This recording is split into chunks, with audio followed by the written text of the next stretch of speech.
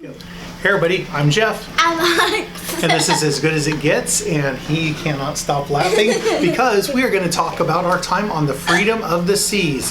The Freedom of the Seas, as most of you know, is a Freedom class Royal Caribbean ship, and we just did just a quick 4-day. Yeah, we did a 4-day cruise on it, just as a filler cruise, and we had a great time. The Freedom of the Seas is actually the first ship that Chris and I cruised on after we got married, so kind of a special ship for us. We absolutely love the ship, and since we went on it in 2017, when we were on it, they've done some changes to it. So Alex, tell our friends what you liked about Freedom of the Seas. I like going to Adventure Ocean. And as most of you know by now, Adventure Ocean is Royal Caribbean's Kids Club, where all the kids go and run around and play, right? What was your favorite thing you did at Adventure Ocean on Freedom of the Seas? I played dodgeball. Dodgeball, yes. Royal Caribbean does a lot of physical activities with the kids. It was a full ship. It was about 92% capacity, so there were over 500 kids registered in the Adventure Ocean alone.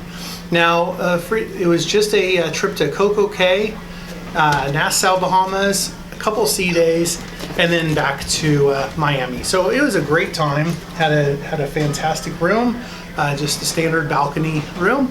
And so things we liked about it, as Alex told you all, he likes Adventure Ocean. Now, another thing that Royal Caribbean's Freedom of the Seas has is the kids have a splash park up on the pool deck that Alex was able to do a water slide on. They have the tilt-over buckets and all the spray things. They do have the adult pools, the adult spas, but they also have other amenities on the topper deck with the sports courts. They have the flow rider, and then down inside they have the full-size interior Royal Promenade, which is where all the shops and some restaurants are located, and the theater, and they do have the casino. Now, one thing that they changed from 2017 to when we were just on the Freedom of the Seas is they added the Playmakers sports bar and grill. Now, this is one of the better Playmakers that we have seen on the ships. One of the best ones we've seen was actually on Odyssey of the Seas just a few weeks prior, where it's on the upper deck of the Sportsplex, where on the Freedom of the Seas, it actually ties in between the casino and the lower deck of the Royal Promenade, the bridge to the elevator bank. Fantastic. A ton of tables, a lot of video games, TVs absolutely everywhere for you to catch your favorite sports game on as well. Now, one thing that we liked about Freedom of the Seas is, since the crew had not changed completely around, is we liked that they were able to work together even though it was a short crew, and our main dining room wait staff knew our names, of course, on the first night, and accommodated to Mr. Picky right here with his eating. The second night, because you're very picky. Jesus, kid. They accommodated and adapted to us very, very quick. So the crew of Royal Caribbean has always been fantastic for us. That's why we keep going back and just doing very, very great things. Another thing we do like about the Royal Caribbean's Freedom of the Seas is the location of the Diamond Lounge. Now, you do have to be a Diamond member or Diamond Plus or Pinnacle member to access this lounge, but on a lot of ships that they've renovated and changed, they put the newer ships, they put the Diamond Lounge down on the lower decks. Deck 4 was the Odyssey and all but the Allure of the Oasis class ships. Down on deck 4, at least the Odyssey had windows so you could look out of the basement, as people call it. Yeah, the Oasis, it was in the basement also.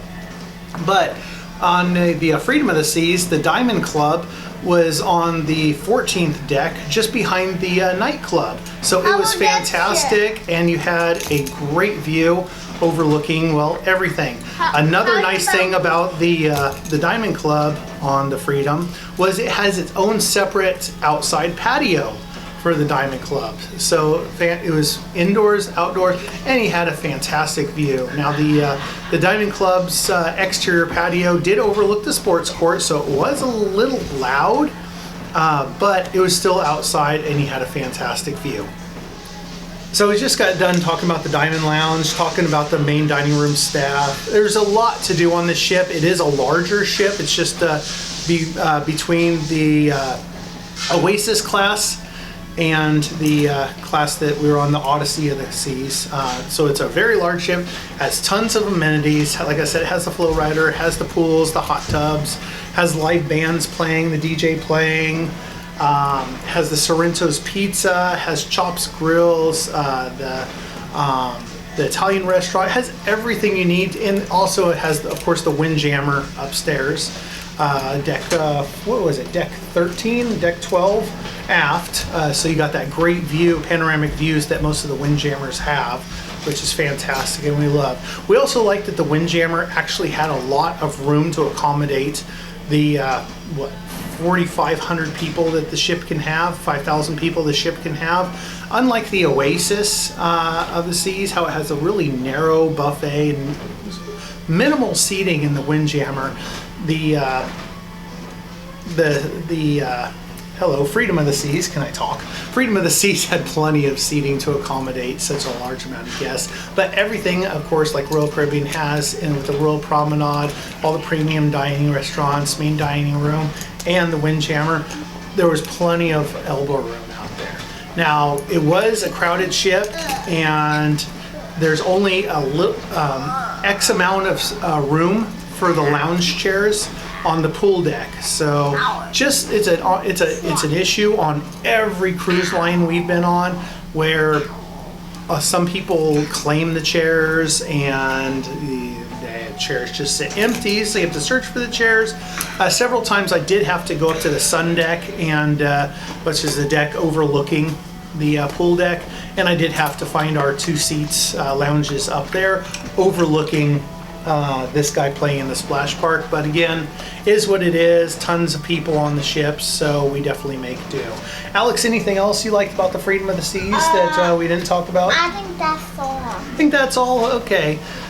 So appreciate your time hanging out with us and hearing what we have to say about the Freedom of the Seas.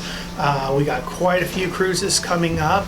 Panama Canal cruise. We're headed to Alaska right after that, over to New Jersey to go up to Nova Scotia, and then straight over to Civitavecchia, Rome, for almost 3 months of straight cruising in Europe.